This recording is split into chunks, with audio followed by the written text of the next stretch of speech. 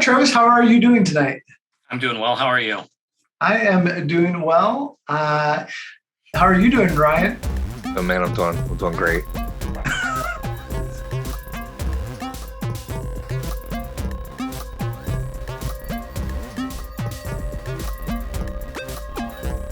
Travis is the publisher of 3 games: Hysteria, Pumpkin Patch I can't talk. Pumpkin Patch Bad Seeds, and then a set of postcard games. And he owns Brouhaha Games, currently based out of Boston. And he's going to join us to talk about Hysteria, which is going to be on Kickstarter coming up very soon. Did you say October 5th or maybe October 6th? Yep. Okay. And so we're going to talk about his games and just talk about games in general tonight and game design and maybe some numbers too, because Travis is also a statistician. I don't know. I'm putting him on the spot here. But yeah, thanks for being with us tonight, Travis. So why don't we go ahead and just start talking about why you got into game design?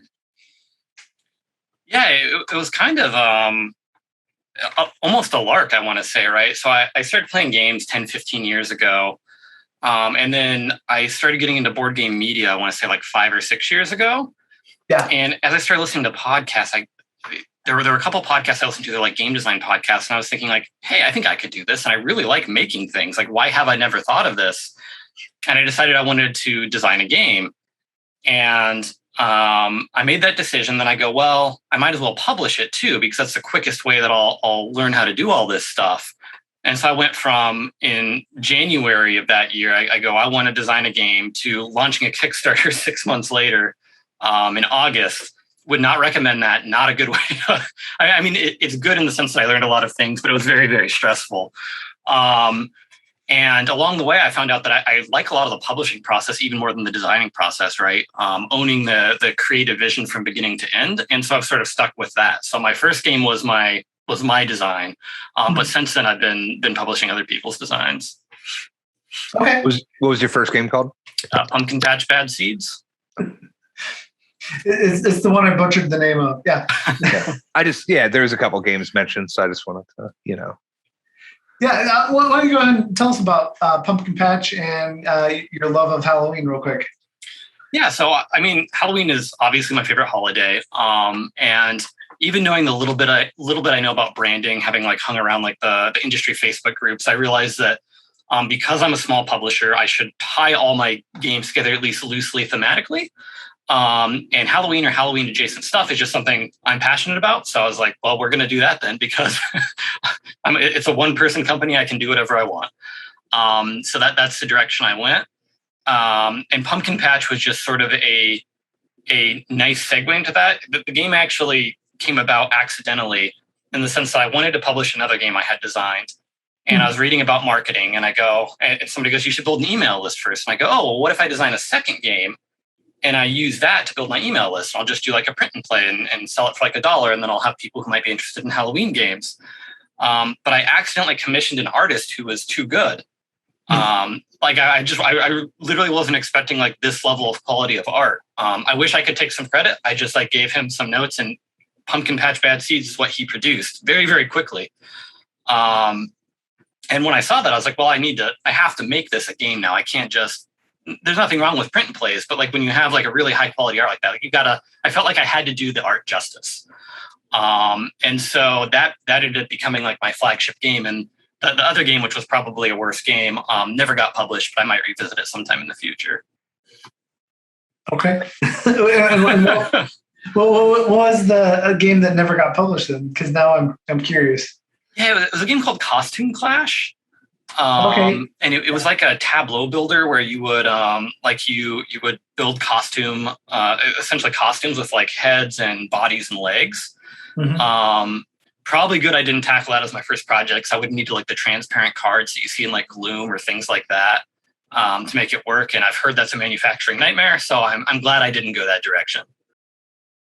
Okay, cool. So as you design and as you learned in that process, because that was kind of just throwing you right into the midst of things, what were some of the challenges that you faced learning to design. And you said before we got started that you like to play locally and play test locally. What are some of the things you learned during that whole process? Well, I mean, that's the problem is I didn't start doing that stuff until after I released my first game. Yeah, that's not quite true. So I did go do some play testing and some blind play testing at local groups, but I didn't start that until I was, I don't know, a month and a half away from my Kickstarter. This is definitely a case of learn from the mistakes that I made. Yeah. But one thing you learn, I think, in game design and development is at the time, I thought that it was just sort of like a mashing of mechanics and like, oh, well, I've played 100 games, so obviously I can design a game. Anybody who's done design or development work knows how naive that is. And I've come a long way as a designer and a developer, I feel like, but because I'm focusing all my energy on publishing, everybody sort of gets to play like my very second attempt with Pumpkin Patch. I almost feel like it's not that it's a bad game. I think it's fine, but I'm always hypercritical of my own work, and I really want to release a second game just to show people, like, hey, like I learned a lot of lessons about design and development and how to do all of these things, and it's not just something I mashed together in 6 months as a learning experience. Mm-hmm. When you took that first version of Pumpkin Patch a month and a half before you were going to run your Kickstarter to the playtest group, and you said, and they played it, and they're like, that's great. And you're going to put it on Kickstarter when? And you were like, oh, like in a month and a half. What were their faces? Oh, yeah. Everybody was just kind of like, yeah, okay, sure. Yeah. And in their defense, they were right. The game, it wasn't in terrible shape at that point. I definitely got a lot of help from really seasoned developers that like helped me like push the design over the finish line. But the only reason I was able to succeed on the Kickstarter at all is because those communities are so incredibly helpful. You wouldn't believe the amount of help you can get if you go on like the industry groups for publishers. People are so generous with their time. The late James Matthew is the only reason I'm a publisher at all. The amount of resources he shared and the amount of times he would answer questions live on Facebook.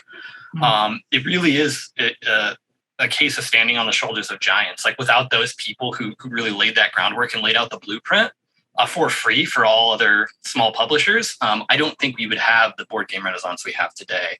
Mm-hmm. So in one sense, I learned a lot. I worked really hard, but in another sense, I got really lucky. And a lot of people in the industry were very generous with their time and expertise to allow me to make that jump. It's awesome. What do you think the single biggest lesson that you would take into your next game would be that you learned from that as far as design goes? I would say it's getting it in front of strangers quicker. And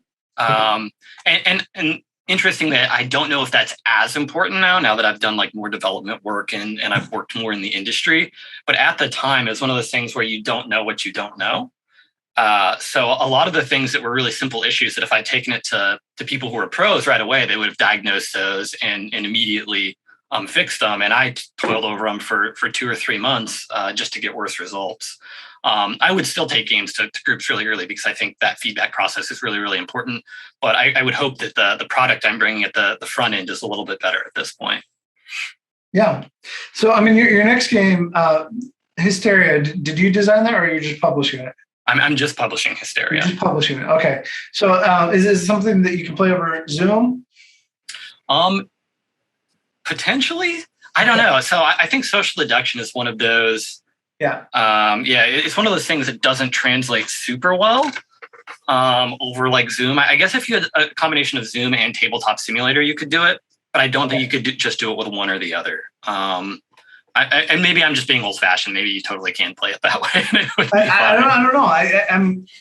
I'm just wanting you to tell us more about the game because I know that, like Werewolf and all that family of games from Bezier, you can play over Zoom pretty easily. But how is your game going to be different as a social deduction for 6 to 9 people? So you have a small tableau of cards in front of you, which is what I think makes it tougher. So there's a lot to focus on. Quick elevator pitch of the game and what it's about. So Hysteria is a real on-ramp to the genre. It's designed, the designers are very much about creating small box, quick playing experiences that can be enjoyed by everyone and create like really memorable moments. That's their game design ethos, and all of their games really fit in that mold. And Hysteria is very much like that. How it works is everybody gets a set of cards and you're either on the team human or the team skeleton. You're trying to track down the humans and put little tokens on them to trap them. Where it gets kind of interesting in my mind, and what differentiates it from other social deduction games, is one, you can change teams, so you have the option to pass cards every turn. So people who really like hate being on the smaller team, often like called the betrayer or the werewolf or something like that, don't necessarily have to stay on that team. And then the second hook that I think is really interesting is that you don't know what team everyone was on when the game is over. You only flip the captured cards. And it creates really interesting play experience, especially for people who maybe aren't as familiar with games, because you don't necessarily feel that pressure of, oh, my team has to win or my team has to lose. You can individually win or lose, even if you're not like a really vocal player. An example of this is the designers told me when they were first play testing like an early version of it, they played with one of their grandmothers, and super honest person, doesn't like lying even a little bit for anything. Just one of those people who doesn't enjoy lying. You'd think would hate social deduction games. And they played a game, and the whole time she was just saying, "Yes, I'm definitely not on the human team. I would never lie about that." And the human team, which in this game is like the smaller team, like the betrayers, ended up winning. But nobody had trapped one of their cards, so they couldn't check and see what team she was on. And they go, "Well, Grandma, were you on the team? Like, were you helping them out?" And she just closes up her cards, slides them across the table, and says, "I'll never tell." and it's moments like that I think are really interesting when you give people who might not be into like the hobby game space like an entry point into it, by changing sort of the expectations around the game and how approachable it is. Yeah. Now, go ahead, Ryan. I like smack talking during games. Okay. I like smack talking before games and after. And I would say that, and I like social deduction games. Sometimes I get cornholed, in them. And, and sometimes I'm not good at lying. I giggle a lot when I lie. That's my big tell. So now I can't play with you guys. Anyway, I do like that, but I do enjoy also lying. That sounds weird. The concept of being able to lie after the game, though, that is just so enjoyable, because you can just like in this concept of Hysteria, where I could just like after the game's over, I'm like, that's awesome, we won, and people are just like, you were on the human team, and you're like, yeah, obviously. I'm always on the winning team. Sign me up, Christopher. Let's back that on October 5th or 6th. What is the date again? Because now I'm confused. It's October 6th is the launch date. Okay, that's not hard to remember because that's somebody's birthday. Okay. I'm sure it's a lot of people's birthday. Yeah, it's a lot of people's birthday. Yeah, there we go. So as a publisher, besides Halloween, because I mean that's just a setting, right? What do you want to see out of your company as you look for games in the future? What do you want to do with Brouhaha games? I mean, one thing that's kind of interesting is if you've ever heard the saying "restriction breeds creativity." Mm-hmm. In that sense, I'm very much restricted as a single person publishing company. The scale of something I can put out is very limited. Now, you might say, well, look at Gloomhaven. Well, Isaac is another case. The fact that one person was able to even design that game is still something that I can't quite comprehend, let alone the project management that comes with something of that scale. But I know how much time I have, and I know sort of the quality standards I want to keep. So I'm definitely limiting myself to small box games, meaning 1 to 2 deck of cards at most, things like The Mind or Pumpkin Patch. That size of games. So I know that I want my games to be small. Because of that, again, restriction breeds creativity. I probably have like a hard complexity and time limit, like play limit cap. I mean, not necessarily. You have games like Ravens of Thri. I can't remember the full name of that game. There's really complex games in small boxes. Right. Like you have like Glory to Rome type stuff, like weighty stuff. But in general, I think that's a lot tougher to do. And it's also not a game that I have a lot of time to play. Like I have 3 kids now. Most of my gaming is done with like my wife and a few close friends. I'm not busting out splotters every Saturday at this point, right? Right. So games that I can test myself and that I can develop and do that creative work on, definitely make it easier for me to approach this hobby from the publisher side. Mm-hmm. So all of those things combined mean I'm essentially going to be making spooky, small box, approachable games, both because it's what I enjoy, what I can do, and what fits into my schedule. Yeah. So I'm guessing you're probably familiar with like I can't think like my brain right now. Oink games. I'm guessing you're familiar with. Yeah. Love Oink. Yeah, and Button Shy. I love both of those companies because they don't waste box space. Mm-hmm. Like I think I don't know. I get the idea behind so many companies. Like if you have a bigger box, then it gets more attention. But I kind of hate it too. That when you open up a box, you're just filling it with air and stuff that isn't necessarily about the mechanics. So I like hearing that there's going to be another company that's going to be focused on the small. As a publisher, though, what do you do besides get the money for those that are unfamiliar with, besides moderating, which is limited, some of the Kickstarter comments and things like that. What else are you responsible for those that aren't familiar with this process? Yeah, so as a smaller publisher, there's basically two routes you can take for every single task you have to do, right? That includes art, writing, translation, graphic design, design of the game, development, story, all of those things. You can either learn how to do that thing yourself as best you can, or you can hire someone to do it. And it's always a real struggle, right? Because your time is valuable and you want to do other things, like your day job or spending time with your family. But at the same time, like other people are better at stuff sometimes. That's just how it is. And there's some things that you just might not be able to do. So I always hire out all of the art pieces. And then from there, it's either I get in and do it myself or it's project management. If you don't like managing projects, I don't think you would like being a publisher. Like so much of it is just responding to emails and staying on top of deadlines and all these other things, because you're working with so many different creative people. Even when you're doing a lot yourself, you can't do it all. So it's about keeping everybody connected and on schedule and keeping everybody happy throughout the creative process. Okay. What are you playing yourself right now? Well, it's Halloween almost. It's that season. I was going to ask if you're getting geeked, like a couple of days away from October 1st. Yeah, well, I mean, my youngest kid has a birthday at the end of September. So once that passes, it's officially Halloween in our household. We break out the Halloween decorations. So a lot of Halloween or Halloween adjacent games, of which there's not as many as I would like. But we enjoy things like Gloom. Horrified has been a big hit. Now that I'm on the spot, I have so many of these games, and I'm drawing blanks. Haunt the House is one that my kids really enjoy. Anything that's even autumn adjacent, I think we enjoy playing this time of year. So it's definitely a very seasonal gaming time in my household. Yeah. I'm looking up myself because there's a game I'm curious about. If you've played it, now I got to find it. Here it is. Have you played Affliction Salem 1692? Since you're in Massachusetts, I haven't. Is that the one that looks like a book? No, that one's. I think Asmodee ended up picking that up afterwards.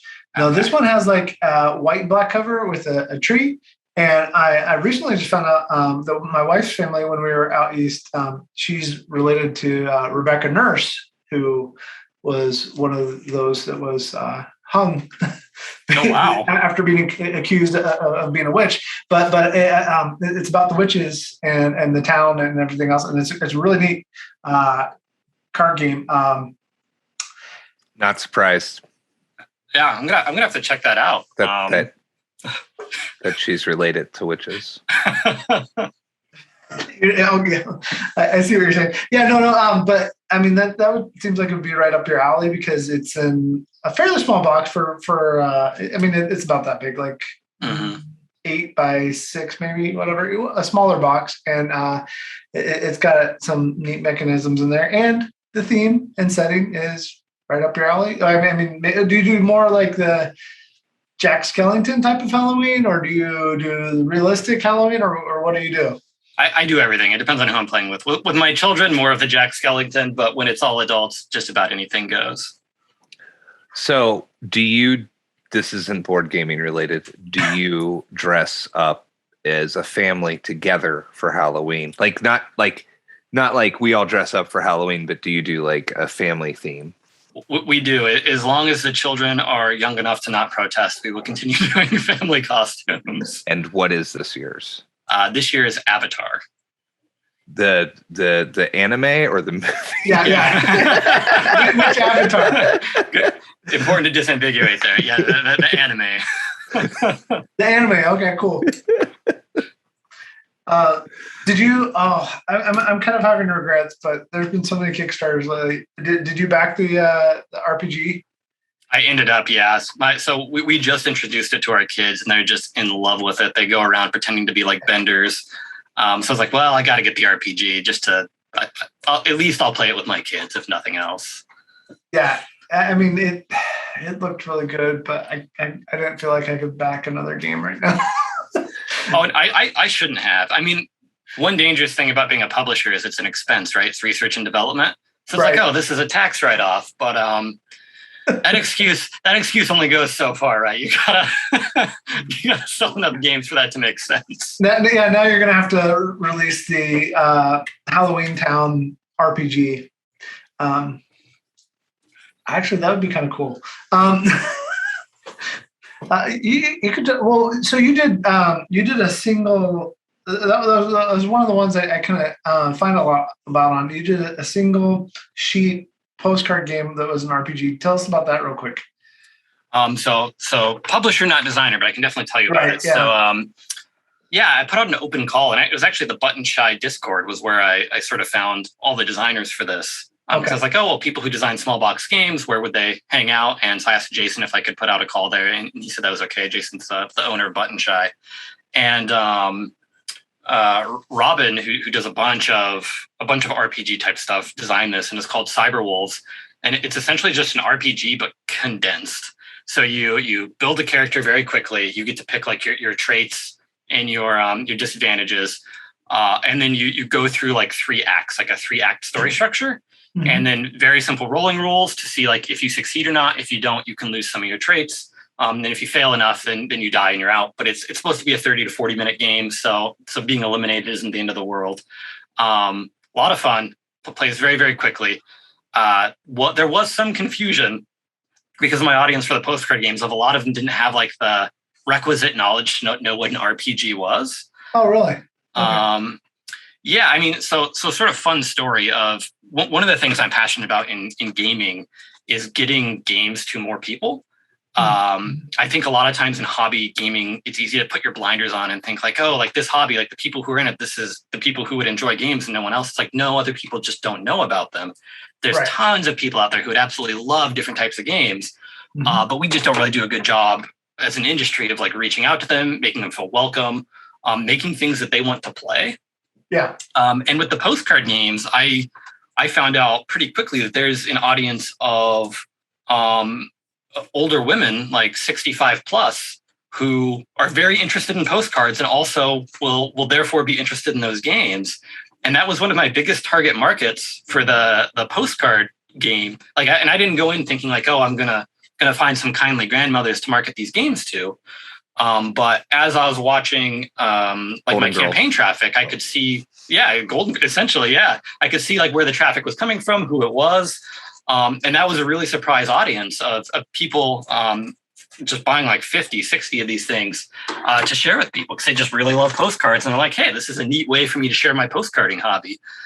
So that's kind of, I like to believe that I brought hobby gaming to at least part of the grandmother masses so they can be more exposed to what's out there. I adore this. I support this belief. I think it's true. And postcards are hard to find, man. I love sending postcards, and you know, there used to be racks on racks of postcards when you'd go to tourist traps. and just they're not there anymore. And I also love conceptually postcard games. I have never played one. But I have read about them, and I have gone to the web pages and been like, this is a great concept. I don't play games. I just talk about it. Yeah, you just talk about them now. I'm at that point in my gaming life. Yeah, so okay, so let's start talking some numbers. So could you see how many of these people who are backers were over the age of 60? So Kickstarter doesn't keep that data, but the data I got, and let's get into the statistics of it, because why not? I keep a really close eye whenever I'm running like Facebook campaigns to drive traffic, or like Twitter or whatever social media campaigns to drive traffic to a page of what the demographics look like. And most people, when you're running like an ad campaign, a little bit of inside baseball here for publishing, but they'll tell you want to target people between 25 and 50. Right. And they'll your audience will almost always be like 90% male. That's where the cheapest clicks will come from. I always just let like the algorithms decide where the cheapest clicks come from, right? Like show my product to everybody, and they can decide if it's for them. I'm not going to come in with the preconceptions that like this is only for a certain group of people. Yeah. And because of that, because I cast a very wide net early on, I saw like right away, like, hey, there's lots of 65-plus-year-old women clicking on these links. Oh, that's where you're getting the data from was Facebook. Okay. Yeah. Correct. Yeah. And well, it's not just that though, is they started commenting on social media. Yeah. Because it's a group that is a lot more interactive on social media. Like maybe not just to like, but like they'll say stuff about the product, and they'll be like, hey, how many of these can I buy? Or could I send these to my grandkids? Or how do these work? And then you could see like who it is responding and be like, oh, like this is a group of people who's really interested in this, who maybe wouldn't be interested in other board game products. So again, I hope it is an entry for them into the space, and I hope we continue to make inroads with people who might not traditionally play games. Man, that's just a beautiful day, just interacting with grandmas on Facebook in like the not normal, like awful Facebook ways, but in the kind, endearing ways, you know. Can I play this with my grandkids? Absolutely, Ruth. You know, you just mail it to them. They can play it. They can. Oh gosh. I mean, that was always fun when grandparents came into the store when I worked retail, and they would bring their lists of like, they want this thing. I don't know how to pronounce it, and so that I don't know. I'm finding this idea really interesting, that they were just on their own finding these postcard games and then buying them and sharing them. Like it's fascinating to me. I mean, but you've got it's not just like, you know, it's like a bird board, like Wingspan or other things, when it's these are my interests, and my interests have now collided with a very heavy theme in a game. Like, I understand postcarding as an interest, because that is just an adorable way to communicate with people. You get keepsakes, you can scrapbook them, and then you're like, oh, somebody turned this into a game. At heart, like, I'm a 70-year-old woman, though, so. Josh, are there other ways that statistics has influenced what games you play with people, or how you've min-maxed a game, or what you do as a publisher? When I was younger, absolutely. I was much more competitive in games. I played a lot of poker when I was younger, and that's very much like a statistical game. Like I think most modern players now play game theory optimally. They don't really think that much about reads at all. It's all about the math behind it. But as I've gotten older, like who I've gamed with and why I've gamed has changed. So it's not like me and some college buddies all trying to outdo each other. It's usually me and my family, or some casual friends who might not be super into board games. And the experience for me now is more of a social one. So I'm not trying to min-max or not trying to win, just because that's not really enjoyable for me. It's not really enjoyable for the people I'm playing with either. You don't want to like come in and crush grandma at Indonesia. You want everybody to have a good time. So there was a time when I was very statistically minded when I played. Now it's more of I just play by feel, do what seems fun, try to make sure everybody's having a good time. Unless grandma's talking smack and you got to put her back in her place. You know, I'm just saying, grandma. I mean, I will say I'm not immune to it. There are, whenever we have friends over who are like overly competitive, then I'll just turn it on to make sure they lose. More not that I have to win, just to like make sure that they know, like, okay, like other people can be competitive too, but let's all try to have a good time. We don't have to. Yeah. We don't have to kick it into high gear. I always play to win, but I also always play to have fun first. You know. Yeah, I mean, social contract wise, everybody has to at least be trying to win a little bit, right? Or the games tend to fall apart. Yeah. Yeah. Christopher doesn't play to win, actually. So is he an agent of chaos? Wait, no, sorry. I got my W words mixed up. Christopher doesn't play well. I'm kidding, Christopher. I'm kidding. Kidding. All smack. Didn't I just beat you at like 2 games? Anyway. Anyway, so what types of games are you playing with your family then? Do you play co-op games or do you do competitive games? Or I mean, you mentioned a couple earlier, but it varies wildly. Honestly, based on my children's interest. Me and my wife play a lot of 2-player games. So we've been playing a lot of like Tax, Santorini. I've gotten back into cribbage lately. So a lot of quick 2-player games you can play in like half an hour, 45 minutes after your brain is fried from the children and work at night. With the kids, it's whatever they're interested in. If they want to take a game off the shelf, like I'm happy to do that. A lot of times we're playing by completely made up rules because they're still pretty young. My oldest is 7. So we have like the new Fireball Island. I think we've played by the actual rules like once, but a lot of the times it's just like a toy where we just like run around the island, and that's perfectly fine. So my gaming experience is very, very mixed. The only real like heavy gaming I do anymore is if I go to cons or to like local groups, because then you have a room full of designers who are all very much interested in that. But with my family, it's very much a mixed bag. Yeah. What's the game that you've been jonesing to play? Like something that's just like, if your ideal situation, like you're like, man, I would love to play that. I've never played TI. I would absolutely love to try Twilight Imperium.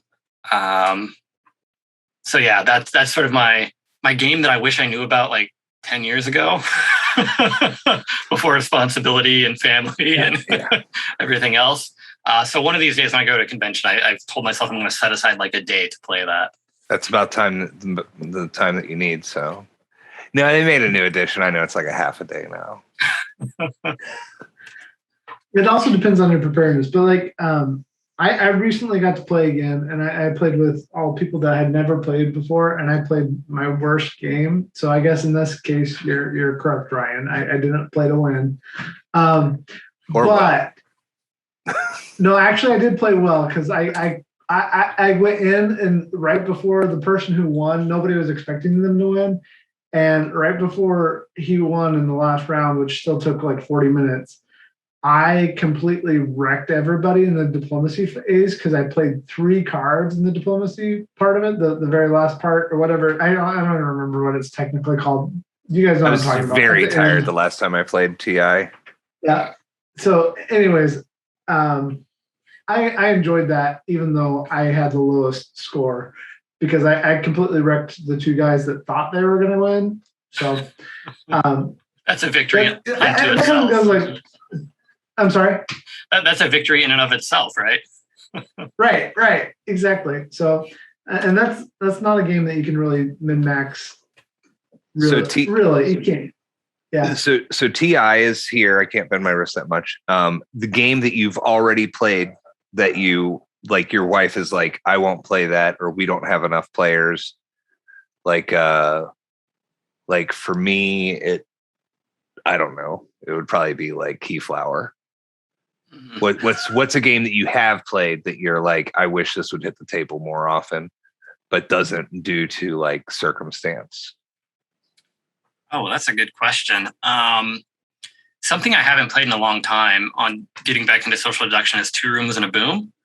I'm a big fan of social deduction games, and that's a singular experience. I don't think there's anything else like it.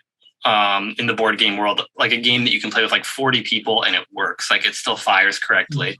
And that for me was very much, I own it, but it's very much a convention game, right? Like how often are you going to have like the 16 plus people you need together who all want to play a game? So that's one that I've played a lot, but I'm still jonesing to play again. Perfect answer. Is is there anything else that you're particularly missing? Because we were talking about that before we got started. As far as going to conventions and things like that, is there any other experience that you're really looking forward to when you can start doing that again?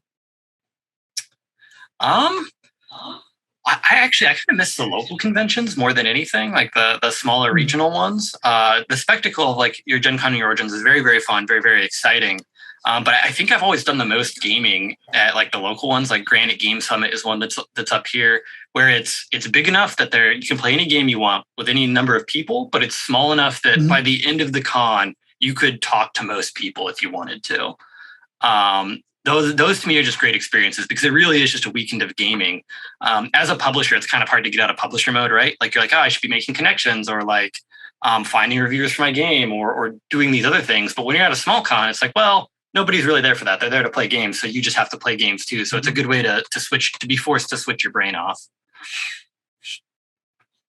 What's a 1,000 feet long at Gen Con and filled with gamers? What? A line. That's why you don't get the game at Gen Con, man. You're too busy. It's like going to, I don't know. I've never been to Disney World since I was like 4, but I assume there's a lot of lines there too. Yeah. I mean, I was talking to somebody about that the other day. They're like, we've had Disney passes for years. I don't know if we're going to renew them because this last year and a half has made me realize how much I hate going and standing in lines. And seeing even the pictures of Gen Con this last time, I'm like, I really don't have. I don't really care to go to. I know you can find all the new releases, but nothing's ever on sale. You don't get to talk to people in the same way. I just don't get the. I mean, if people enjoy Gen Con, cool. It's just not my thing. So I totally hear the smaller con thing. Where are you hoping to see the world of tabletop gaming and board gaming grow? You've talked about this a little bit in that sharing your game with older women and other people who might not be into traditional games. But where do you want to see the world of tabletop gaming grow in the next few years? Everywhere that it's not.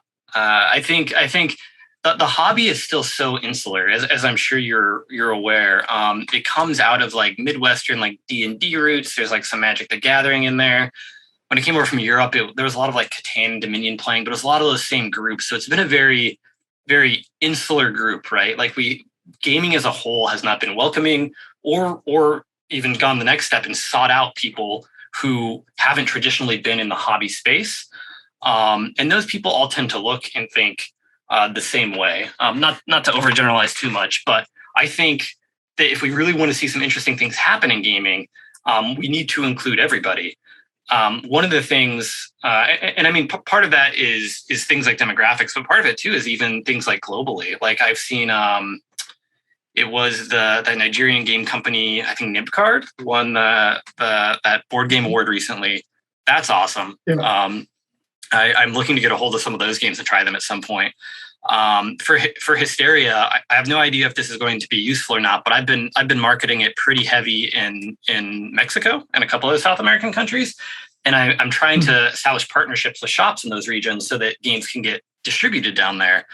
Latin America, despite being very close to us, often gets left out of Kickstarter because every country has very different logistical challenges. And so they just get lumped in with the rest of the world. And the shipping costs are really, really high, which makes access to games for them just that much more difficult. So I'm trying to figure out like what do the scenes look like in Latin America, and I'm finding that it's very different, not just country to country, but even region to region. So hoping to expand access down there. Just anytime we can get people into the hobby that aren't here, I think is great because it's a very social hobby. There should be room for everybody. Somebody else liking something new or coming in doesn't displace someone else from the hobby. So I've noticed there's some pushback to that, to put it lightly. But I think at least we're headed in the right direction. Man, I'm glad I'm not on social media. It's a mess. Oh yeah. That's a whole nother topic.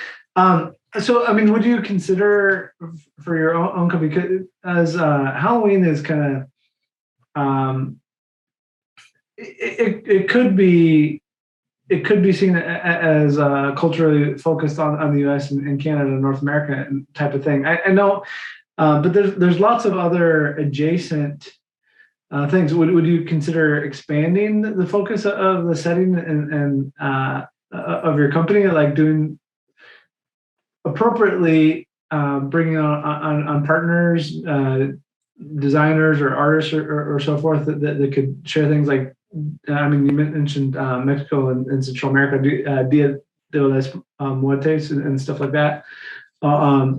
Is that anywhere in your thoughts at all as you think about those sorts of things? And so I want your listeners to know that I did not ask you to ask this question. Okay. Yeah. But I was hoping we would talk about this. Okay. So Hysteria is a Dia de los Muertos themed game.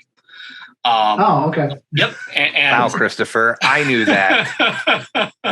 And as part of that process, my views on what it means to culturally appropriate something have changed a lot recently. And I think that's good. I think people's views should change and evolve. But one of the things I've realized is it's not enough to just say, okay, I'm going to represent something positively. You need to include people who do celebrate those holidays or who are from that region in the process, not just creatively, but also monetarily. So one of the commitments I made when I started down this road with this theme is that the majority of my contracting budget would go to people who lived in Mexico and did celebrate this holiday, and it was their culture. And so my cultural consultant, my writer, and my artist are all from Mexico, living in Mexico. And so I've been told by other Mexicans and Mexican Americans that the art is very authentic, which makes sense because I got an artist from Mexico to do it. I didn't want to have like a CMON situation either of going on Wikipedia, typing in Dia de los Muertos and having that be my research for the theme. So yeah, right. And that's part of the reason too why I'm trying to expand access to Mexico and other parts of South America that may celebrate that holiday or adjacent holidays. There's different flavors all over. Right. Is if I'm making a game about Dia de los Muertos and my artist is Mexican and the theme is Mexican, I feel like Mexico should have access to the game at a reasonable price. So I'm making as many efforts as I can to push into that region. We'll see how it goes. Well, I think you just have to rent an F-150 or a budget truck and load it up after you get your copies and drive down. And, so I just thought it was go ahead, Ryan. I was going to make another dumb joke. I was going to say, I just thought it was a straight rip of Coco, but I actually really haven't. I don't actually think that, but that's, I like to feign being an out of touch person. I mean, I'm very much inspired by Coco. I think it's one of those things where I wonder how much this would resonate with an international audience outside of Mexico and maybe like the Southwestern US if Coco hadn't come out, because before then it was kind of on the periphery of like autumn, fall holidays. But now I feel like it's one of those things that everybody knows Coco, or at least is aware of it. Yeah. So it made the theme more approachable to people who maybe aren't as familiar with the holiday. Before that, it was just like sugar skulls, and every now and then somebody was dressed up like that for Halloween. Yeah. Whatever. We like Coco in our household. I don't know. The kids watch. The music is fantastic. There's so many like movies, and I think we're all parents. I don't know. Have you ever, like, me and my wife talk about this? We'll watch Frozen. The kids will watch Frozen, and even Frozen 1, there's scenes that I still haven't seen. Like I'll recently watched it, and I was like, I don't think I've ever seen this scene. But also, I'm a very late adopter. Like we as a household rule, we usually wait until it's on a streaming service for free. Because so maybe I haven't seen it as often. I don't know. Here's my criticism of Frozen, since we're going there. This is what we do. Sorry, Travis. But I hadn't seen 0 previews for the movie. Soren and Carrie went to it when it was at a dollar theater. And they came back, and I was like, so how was the musical? And I started to sing Let It Snow, basically with the same melody that Let It Go had. They were like, are you sure you haven't seen the movie? And because that's how generic the music was to it. And it was at that point that I said, I will never watch that movie because that's how generic the music is that you thought I had seen the movie without ever seeing a preview. I was able to come up with my own song that was basically a parody of the song without seeing it. I mean, you just don't realize that the mouse is playing that subliminally while you sleep. Yeah. Maybe that's what it is. Maybe that's what it is. Yeah. My kids definitely knew the lyrics before we ever saw the movie. So, because I think it was like everywhere. Christopher's real beef with it was the second one took down imperialism, and he's very pro imperialism, colonizers. Well, okay. I'm kidding. I made all this up. I like it when people have that beef though, and I'm like, well, they shouldn't put that in a kid's movie. And it's like, oh, Pocahontas, man. Until you said that, I have no idea what the second one was about.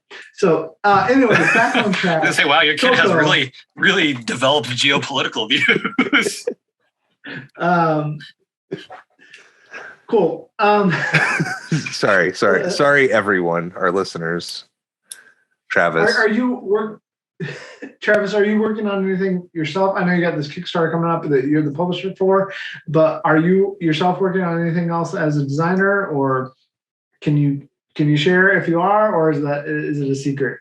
Yeah, I mean, there's no secrets. There's, in my mind, having published games, there's no such thing as like a good idea in my mind. Like, good ideas are a dime a dozen. I have a folder with 200 game ideas in it.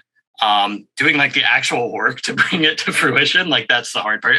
Not just as a publisher, but as like a designer and a developer too. So I'm happy to share a couple things I'm working on. One that I think is really interesting that I've never seen before is, are you familiar with the Tower of Hanoi like puzzle problem? Only vaguely. It's been a while. So you have, I'll try to describe it so the listeners can see it in their heads. You have 3 essentially poles that you put discs over, and the discs have holes in the middle, and all the discs are a different size. And the puzzle is you arrange the discs in whatever order, and you have to, by moving one disc at a time, get the discs ordered from largest to smallest, stacking up, making like a pyramid. And you can do it on any of the 3 posts. And I thought, well, that's kind of an interesting thing that hasn't really been used in board games. And so I got a 3D printed cup version. So instead you have a cup with 3 sides on it and little poker chips that are different sizes, and you can move those around as the core mechanism. So that's pretty interesting. And then I decided, well, what if we made it real time so that people had to solve this puzzle at the same time while different elements were out on the board? So you're trying to do objectives while other people are doing objectives. So you want to keep an eye on what they're doing, keep an eye on what's on the board, and then also what you're doing. And then I had the thought, well, what if I integrated like live music to this? This became a music themed game where as you're playing, there's different cues that'll happen. Like maybe there's like a trumpet blast, and then that changes something on the board. So whoever's in the lead currently for points has to like manipulate the board and change it. So it's just this really fast-paced, crazy, dexterity, real-time tableau building game. It's interesting. I have no idea who the audience for this is as a publisher. I've had a lot of fun designing it. I don't think there's anything else like it. I don't know if it will ever get published. I mean, if nothing else, you're dealing with some interesting problems and learning to work with the mechanics, right? Because how would you do the sounds without having an app, or would you just do an app, or what are you thinking there? Yeah, it would have to be either an app or like a custom Spotify playlist where you uploaded your own music, which would have to be like, you would just take like royalty-free music and then splice it with like sounds that you wanted to be prominent. I have thought this through. I know it sounds like some crazy fever dream. It's more of like all the individual elements are really interesting. But right now I'm at the development challenge of like trying to fit them all together, like weave them expertly together. It might be something that I need to pass off to like a better developer. I may need to remove an element. There's a lot going on. But it's a lot of ideas that I haven't seen before in a game. So it's interesting, at least, if nothing else. I don't know if it's good. I don't know if it's fun, but it's interesting. Looking at Tower of Hanoi, because I had no idea what you guys were talking about initially, so I looked it up. An interesting concept with the poker chips and cups is also when you move them around, if you end up having to do a shared one, because everybody working on different cups might be something, but just spitballing here. there could be associated actions with those chips that are printed on the chips. So moving them around could actually cause would be an action, because it does look like it is a solved problem. Mhm. That puzzle is solved, and it looks like so to encourage mixing it up, game ends when the tower is made, but there's actions along the way that I don't know, spitballing. I like the idea. I like passion projects. I appreciate this, Travis. Mhm. Yeah, I'll just keep layering complexity on top until until my playtesters can't take it anymore. The old dunes of or cones of Dunshire method. Anything else you want to share with us tonight before we wrap things up? That's the main one I'm working on right now. I always just have a folder full of projects. Like I said, one thing that is a passion to me, and I guess I can share it with you. I don't know if this will ever see the light of day because of the amount of development time, is I'm working on did you ever play a PC game called Black and White back in the day? I remember it. I think I played it. It's a really old game, and the idea is you didn't control things directly. You just like nudged things. You were like either this black or this white god, and you had villagers that would do things based on your actions. So one thing I'm working on right now is a deck building legacy automated tableau world building game. It's a lot of keywords put together. But essentially, the core mechanisms of this is you're building your deck of things you can do to interact with a tableau of villagers, and you know what actions are going to come next, right? So there's a set of villages on the world, and there'll be a card that says like red attacks blue, or blue makes an offering, et cetera, et cetera. And you can see ahead of time because you're a god. You can see or a deity of some sort. You can see what's going to happen, and you need to manipulate it in a way that's like the most favorable to you, even though you can't directly interact with like any of the inhabitants. And the idea is that it would be a campaign, and as you would go, you'd get more and more powerful, and you could interact with things in more and more direct ways, right? So maybe you could swap out cards, or you could take a card and remove it from the game entirely, put a new card in that benefits you. And the game plays itself in the sense that you can't often directly control like what's going on with these villages. You can bestow things upon them, but they're going to act how they're going to act, and you have to work around the lives that they're already leading. Interesting concept. I have an early alpha of it, but it's something that I'll probably have to bring on another friend to help develop or design it, I think, to get it over the finish line. It's a big lift, campaign games, as I'm sure you know. So 2 questions for that. First of all, why would you want to give board gamers more of a god complex? And second, how would you fit your setting and theme of Halloween and Halloween adjacent things into that? Well, I mean, this is never a game I would publish, right? This is a big box game. There's very much like Brouhaha, the publishing company, and then like Brouhaha, me, the designing arm. And when I'm designing things for Brouhaha, very much has to be like spooky adjacent. When I'm designing things just as like a passion project, if I can fit it in that theme, great. But if not, that's okay too. Cool. Send me a playtest copy when it's ready, or a file on tabletop simulators, so I can spend like a half an hour figuring out how to open the program. Because at heart, I'm a 70-year-old grandma. Actually, they're probably more technically. Yeah, they're on Facebook asking me questions. So I am not on Facebook. Thank you so much, Travis. Kickstarter coming for Hysteria on October 6th. We will be looking forward to that. I don't know when this podcast will drop, because today is September 28th, and I'm actually. We've had a full season already, but I really appreciate you being a part of this season. This has been a good conversation. Thank you. Yeah, absolutely. Thank you for having me. It's been a lot of fun just coming on here and having a chat about literally everything. It feels like at this point, from Disney musicals to grandma sending postcards, we cover it all. Yep, that's how these go. Thanks again. Thank you, Travis. Thank you.